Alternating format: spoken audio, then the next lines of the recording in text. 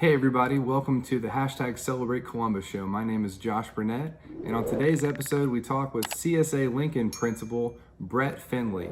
Recently, Mr. Findley, along with Desiree Shaw, a special education teacher, and the superintendent of BCSE, Dr. Jim Roberts, got to go to Washington, D.C. to celebrate CSA Lincoln Elementary School being recognized as a National Blue Ribbon School. And on today's episode, we talk with Brett Findley about that trip, about CSA Lincoln, and why they are such a special school here in Columbus. Thanks for watching this edition of the hashtag Celebrate Columbus show.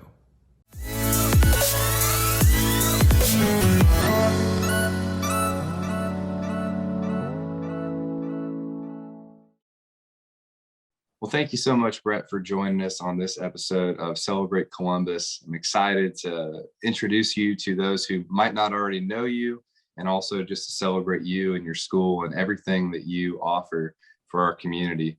So let's get started, Brett. For those who don't know you, or maybe those who do, could you go ahead and introduce yourself and just tell the Columbus community about you? Sure, Josh. And thanks for having me on the show. I'm married. My name's Brett Findley. My wife's name is Michelle. We've got two children, Calvin, he's in kindergarten, and Audrey, who's 3. So we've lived in Columbus, I think for 10 years at this point. And so used to be the assistant principal at Northside Middle School. And so been here at Lincoln for several years and enjoy my time as the principal. Very cool. Well, that's awesome. I know that everyone who is a part of the CSA Lincoln Husky community, they love you and everything that you guys have been able to do together. And there's going to be some exciting things that we'll talk about that recently have happened. But, for those who might not know CSA Lincoln, could you talk about what that Columbus Signature Academy means, project-based learning? Maybe introduce the program a little bit. Sure. So CSA Lincoln is one of 3 magnet schools within Bartholomew Consolidated School Corporation. You've got CSA Lincoln, CSA Fadria, and the Legato Spanish dual immersion program at Clifty Creek Elementary. So Lincoln has been in existence, I think, now for 13 years. The school is, I think, now 54 years old. And so prior to being project-based learning, it was a typical neighborhood school. And so they changed it 13 years ago and moved to a project-based learning. So we have the same academic expectations that all the other elementaries do, language arts, math, social studies, science. We have the same specials of PE, music, art, STEM, library.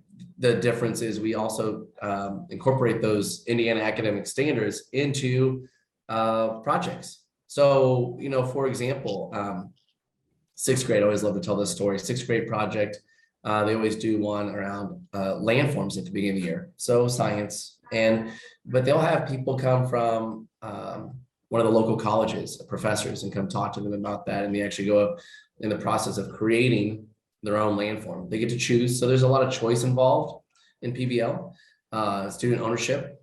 And then it always culminates in a presentation of sorts. So recently we've been doing those outside. And so the students will sit outside and parents will come and they'll have their presentation, they'll have a PowerPoint, and we'll talk about their landform project. So, it's really unique because PBL does provide an opportunity for kids to increase their ownership in their learning.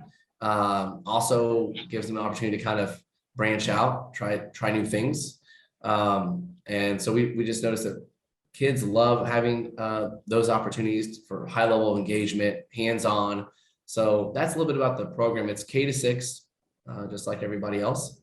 And so, you start from the very beginning with kindergartners, just teaching them about what PBL is, to then by 6th grade, they're doing full projects. And then they can continue on in the CSA program in 7th and 8th grade, which is at Central. And then again at CSA New Tech in grades 9 through 12. It is the first K-12 project-based learning pathway in the nation. And 1 year after Lincoln joined or became part of that pathway, CSA Fadria, another elementary school, joined that program as well. So one of the things, Brett, I know is really unique in addition to the project-based learning is you have something called a town hall meeting. What is that all about? Can you talk about that a little bit? Oh, well, I'm actually going to talk about two things: town hall meeting and passions.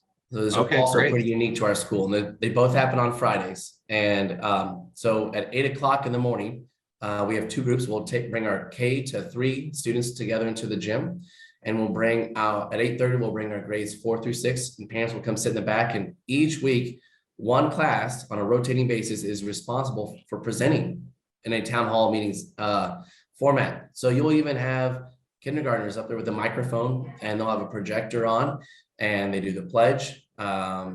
They will talk about what projects they're working on. We sing the school fight song every Friday morning, so all of our kids know the school fight song.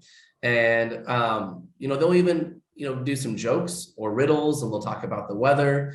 There's an opportunity for students to share, so they'll say, are there any second grade shares? And so kids can come up from the crowd.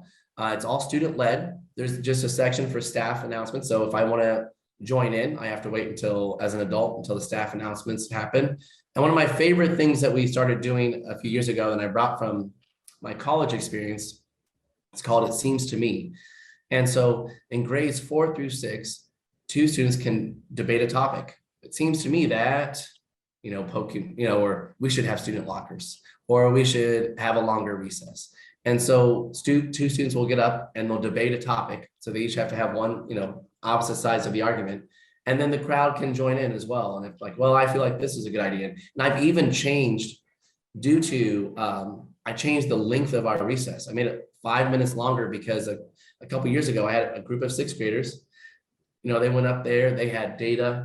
They had, just all did a phenomenal job. And I think that's very powerful for them to see, yes, it's not just debating it, but they asked me to come. I sat down, I listened to them, and I'm like, you're right. You make great, valid points. And so they were able to, not only, they were change agents, they were able to be a part of that process. And the other thing that's really unique is we do what's called passions. And these happen on Friday afternoons, and they're for grades 3 through 6. And K-2 does something a little bit different, but it's harder to manage the younger kids. And so each adult that's in grades 3 through 6, teachers, certified teachers, support staff, myself, will choose something that we're passionate about. And the kids will fill out a survey, and we do one passion every quarter. So 4 quarters of passion, and 4 quarters a year. So 4 passions total. And so I always do the first and fourth quarter with Mrs. George. We do bike around Columbus. So kids will bring their bicycles, the parents have to get a helmet. And we've had local bike shops go through just typical, understanding how the road rules and those types of things. And we will bike around Columbus and learn about different parts of our town. I've done a Columbus. There's actually the city bus stops outside of school here. And so we took the city bus and went a different route, just to understand about public transportation. And if you know this or not, but kids can travel free on the city bus. And so there's everything from foods from around the world, Lego robotics. Mr. Shipley always has something about chivalry, or, 90s video games, or, there might be crafts or bingo, or, we've had parents come in and do yoga. So it just gives kids an opportunity to learn, say, hey, it's not just about academics, but what else can you be passionate about? And then maybe spurn some kind of ideas of what can I be passionate about? And so we've had students work together on a sign language passion. We have a student who was hard of hearing. And so that was something that kind of came from that. So it's a really fun time. It's school should be fun. And it's an opportunity for us to kind of break away from that work hard mentality. We're always about work hard, play hard here, and have some fun and be excited about being at school. And that's why we're here, is to have fun and enjoy our school experience. That's awesome. I'm so glad that you brought that up. Just the things that are very unique about CSA Lincoln specifically. I think you being a downtown school, you've got some real cool opportunities to be a part of some different things, community service wise, but also you're a part of a special street in Columbus called the Avenue of the Architects.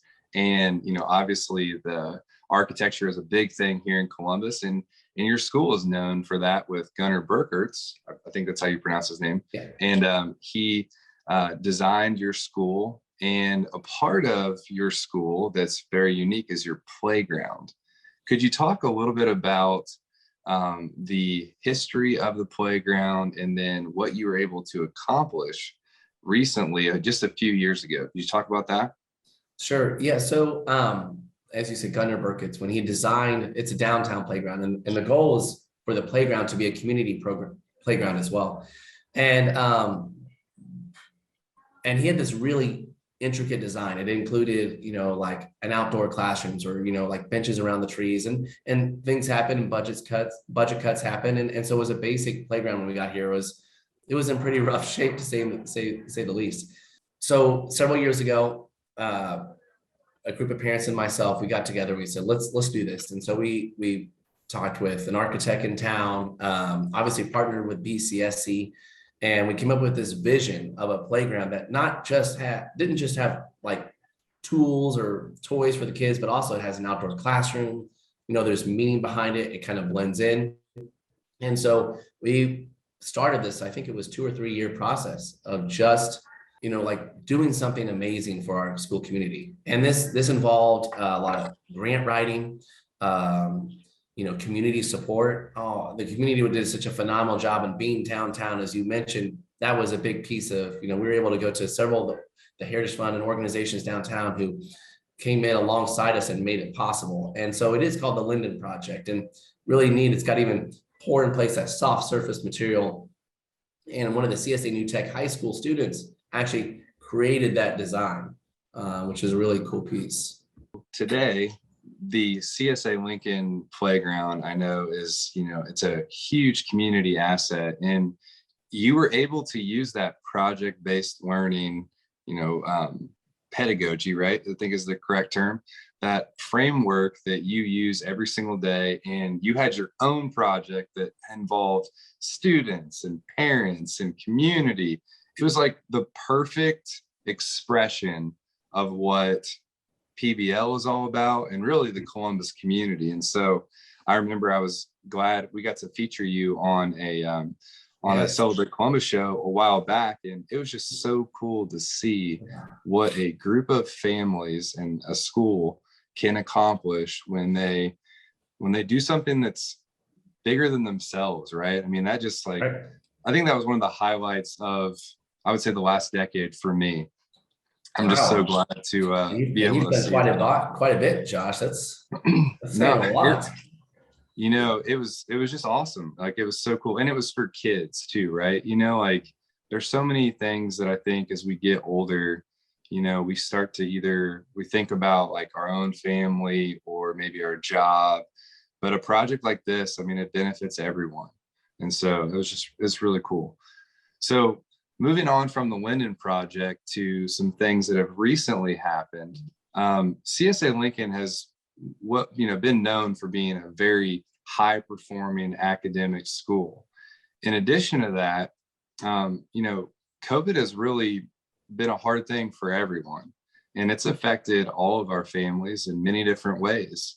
And so, but recently, your school was recognized for academics as well as how you've responded during the pandemic. Could you talk about the recent honor your school was chosen for in the trip that you got to be a part of? Sure. Yeah. So we just got back recently from Washington, D.C.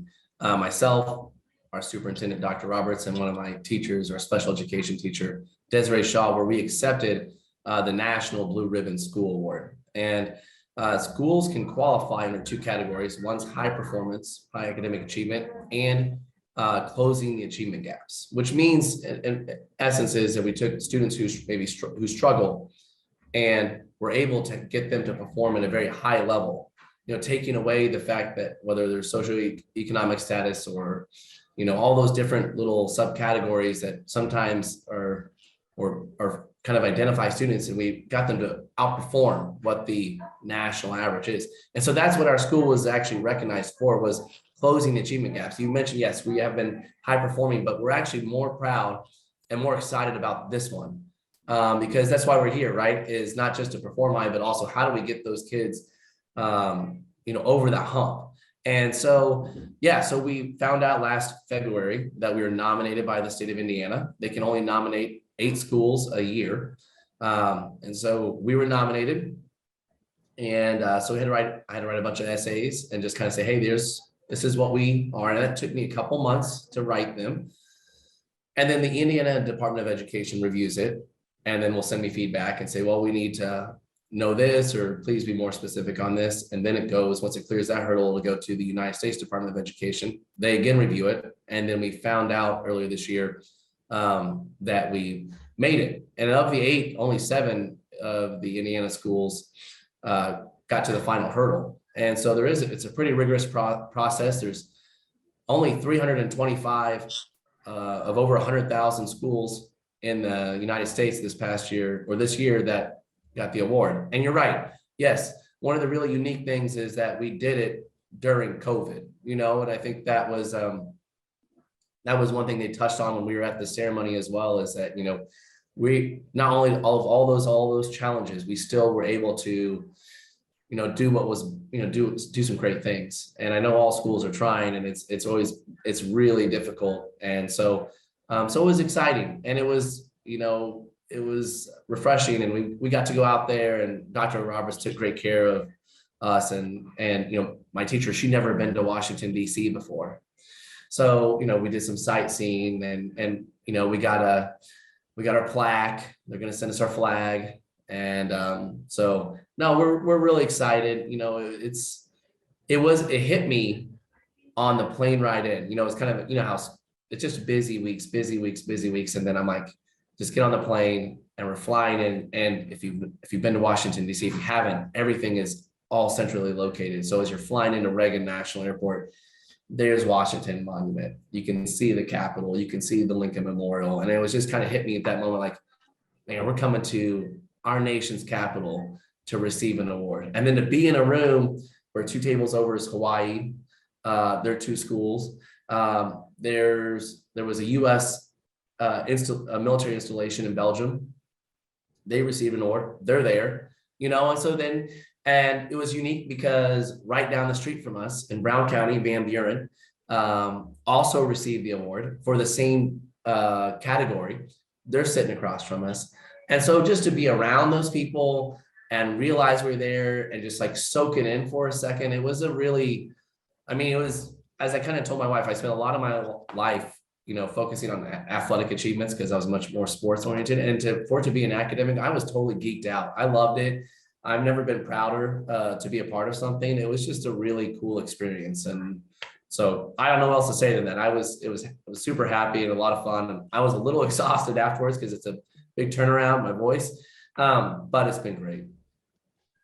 That's so awesome. And I'm so glad that you guys were able to do that together. I know Dr. Roberts was just so proud and excited to be a part of something like that. And, for you to be able to take Mrs. Shaw, and she'd never been to DC, but also to be there on such a special occasion, that's really cool. Thanks. Well, before we get going, and for those who maybe are interested in learning more about CSA Lincoln, whether they are thinking about moving to Columbus and they're trying to figure out, where they're going to hopefully send their kid to school, or for those who are here in Columbus and want to learn more about project-based learning, just anything to do with CSA Lincoln, what's the best way for them to get to know you more? Sure.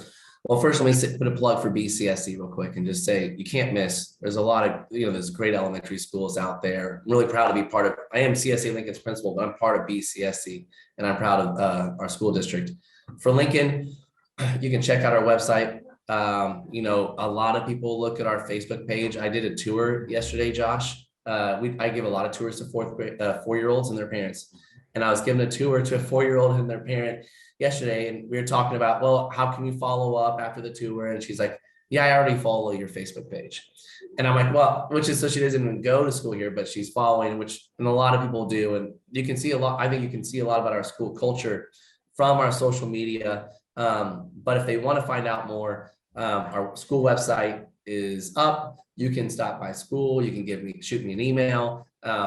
We do our enrollment window is getting ready to open here December 1st. So if people are interested in applying, that happens during the winter time. So, almost everything's online now. So really you can find out just about anything there. So. Awesome. Yeah, I think, just to give you a plug, I mean, you do a great job with your social media. And as you said, for those that um, maybe aren't involved yet, going to the Facebook page is a great way to see the life of what it looks like to be a CSA Lincoln student as well as a staff member. And I know that, it's awesome to be able to follow along just with the journey that your school is on and, everything that the Huskies are up to. So, hey, thank you so much, Brett, for giving me some of your time. I know that you're super busy with being a principal of one of our great schools at BCSC. Appreciate you and everything that you do. And I think, you and your school, you're one more reason to celebrate Columbus. So thanks for being you, man. Hey, I really appreciate that. It's very kind of you. So. All right. Well, hey, thank you so much for tuning into this edition of the hashtag Celebrate Columbus show. Very excited to be able to highlight one of our schools, and they just do such a great job, as well as their recent trip to Washington, D.C., where they got celebrated for being a National Blue Ribbon School. We'll see you next time.